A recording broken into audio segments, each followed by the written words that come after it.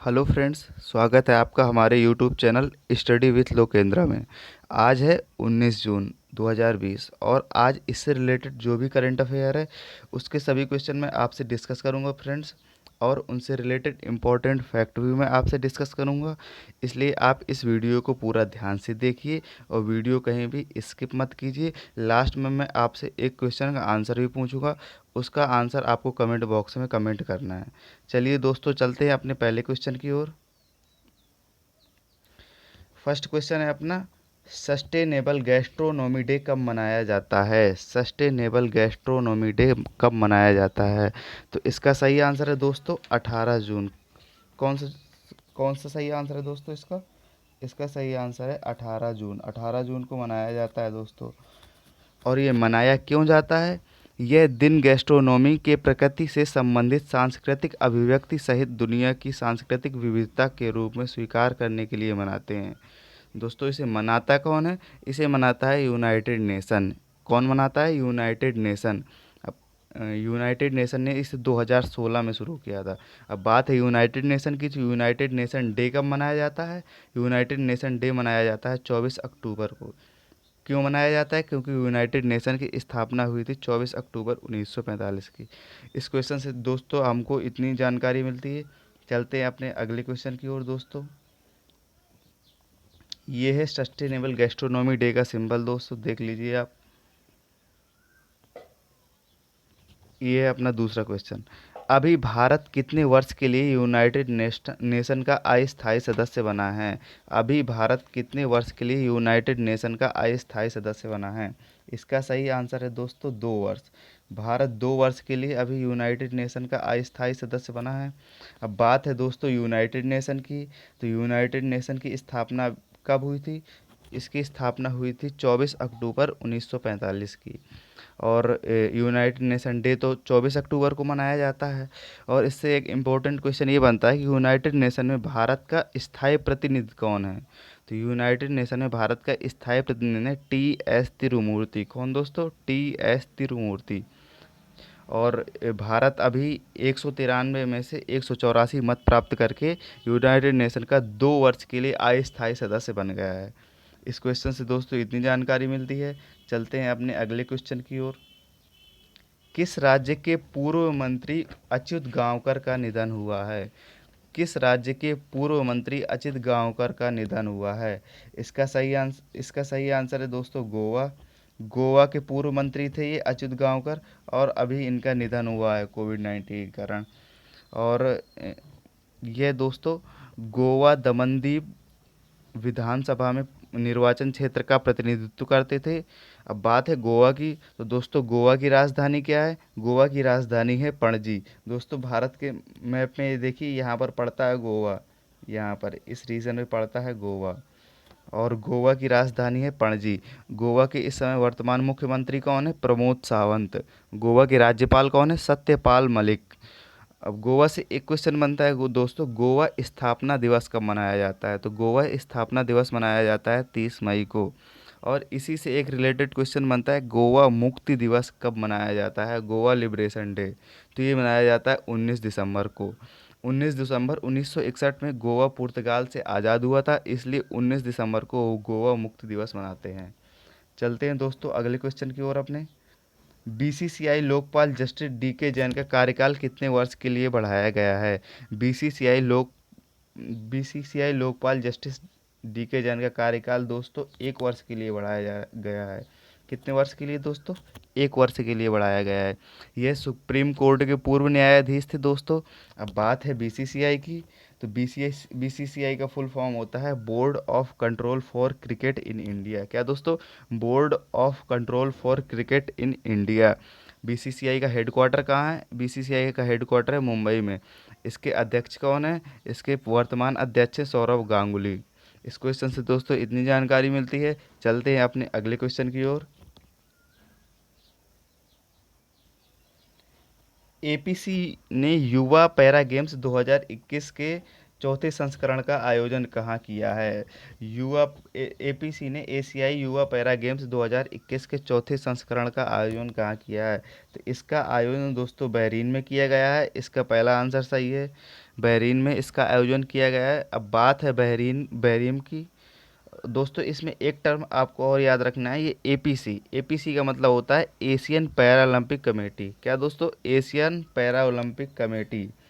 और बात है दोस्तों बहरीन की, तो बहरीन के इस समय राजा हैं हमद बिन ईसा अल खलीफा, हमद बिन ईसा अल खलीफा। और बहरीन की राजधानी है मनामा। क्या दोस्तों? मनामा। और बहरीन की मुद्रा क्या है? बहरीन दीनार। दोस्तों यहाँ पर पड़ता है बहरीन।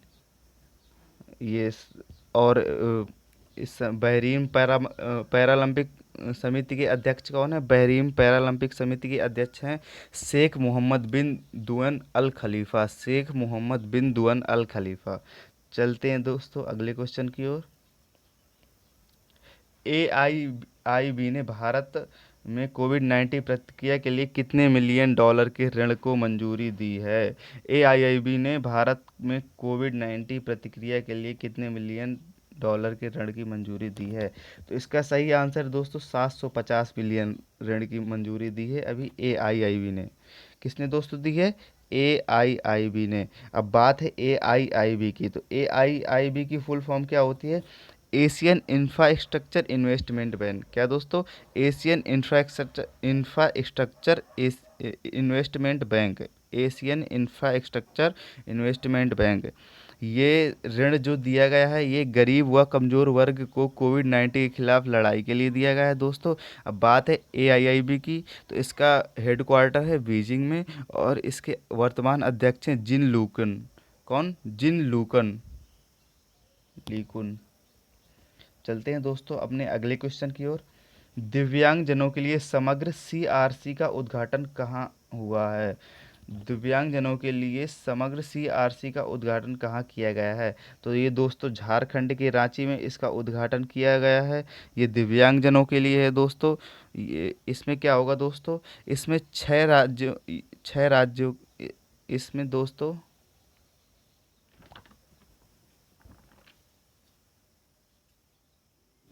हाँ इसमें बात है दोस्तों CRC की। तो CRC का फुल फॉर्म होता है कंपोजिट रीजनल सेंटर। और इसका उद्घाटन केंद्रीय जनजातीय मंत्री अर्जुन मुंडा व केंद्रीय सामाजिक न्याय व अधिकारिता मंत्री थावर चंद गहलोत जी ने किया है। किसने किया है? केंद्रीय जनजाति कार्य मंत्री अर्जुन मुंडा जी ने और केंद्रीय सामाजिक न्याय व अधिकारिता मंत्री थावर चंद गहलोत ने। और बात है झारखंड की दोस्तों, तो इस समय झारखंड के वर्तमान मुख्यमंत्री कौन है? झारखंड के वर्तमान मुख्यमंत्री हैं हेमंत सोरेन। कौन दोस्तों? हेमंत सोरेन। और झारखंड की राजधानी क्या है? झारखंड की राजधानी है रांची। और झारखंड के राज्यपाल कौन है? झारखंड के राज्यपाल हैं द्रौपदी मुर्मू। कौन दोस्तों? द्रौपदी मुर्मू। चलते हैं दोस्तों अपने अगले क्वेश्चन की ओर। केंद्र सरकार ने रोजगार के अवसर बढ़ाने के लिए गरीब कल्याण रोजगार अभियान किस राज्य में शुरू किया है? केंद्र सरकार ने रोजगार के अवसर बढ़ाने के लिए गरीब कल्याण कल्याण रोजगार अभियान किस राज्य में शुरू हुआ है? तो ये दोस्तों बिहार में शुरू हुआ है।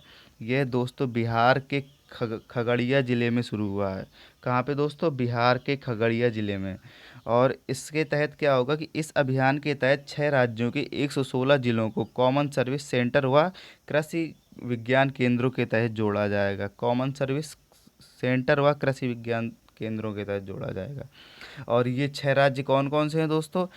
उत्तर प्रदेश, मध्य प्रदेश, राजस्थान, उड़ीसा, झारखंड व बिहार। ये 6 राज्य जोड़े जाएंगे। इसके लिए दोस्तों 50,000 करोड़ का राहत पैकेज दिया गया है। 50,000 करोड़ का फंड दिया गया है इसके लिए।